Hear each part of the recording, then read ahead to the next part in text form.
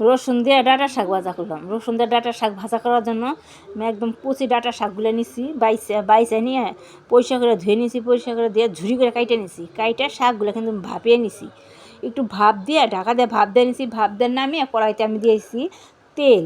তেলটা যখন আমার গরম হয়ে গেছে দিয়ে দিছি শুকনো লঙ্কা ফোড়ন আর কালো জিরা ফোড়ন। কালো জিরা শুকনো লঙ্কা ফোড়ন দিয়ে ওই তেলের মধ্যে দিয়ে দিছি আমি 1 টেবিল চামচ রসুন বাটা। রসুন বাটাটা দিয়ে কিন্তু আমি তেলের সাথে ভালো করে কষিয়ে নিছি। কষিয়ে দিয়ে দিছি আমার ডাঁটা শাক। ডাঁটা শাকগুলো দিয়ে দিলাম পরিমাণ মতো লবণ আর সামনে একটু হলুদ দিয়ে ডাঁটা শাকগুলো কষে নিছি। আর দিয়ে দিছি পরিমাণ মতো কাঁচা লঙ্কা দিয়ে এই ডাঁটা শাকটা আমি রসুন দিয়ে ভাইজে নিলাম। আমার এই রসুন দিয়ে ডাঁটা শাক ভাজার রেসিপিটা যদি ভালো লেগে থাকে পেজটি সাবস্ক্রাইব করে আমার ভিডিওতে একটা লাইক করবেন। আর এরকম রসুন দিয়ে ডাঁটা শাক একদম কচি ডাঁটা শাক ভাইজে গরম ভাতের সাথে খেয়ে দেখবেন অনেক ভালো লাগবে। রসুন দিয়ে ডাঁটা শাক ভাজা খেতেও যত ভালো লাগে আর রান্না করার সময় কিন্তু গন্ধটা খুব সুন্দর বের হয়।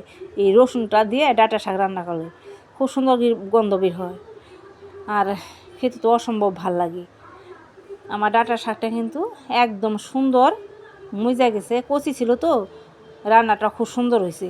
একদম রসুন দিয়ে ডাঁটা শাকটা আমি সুন্দর করে তেল করে ভাইজে নিলাম।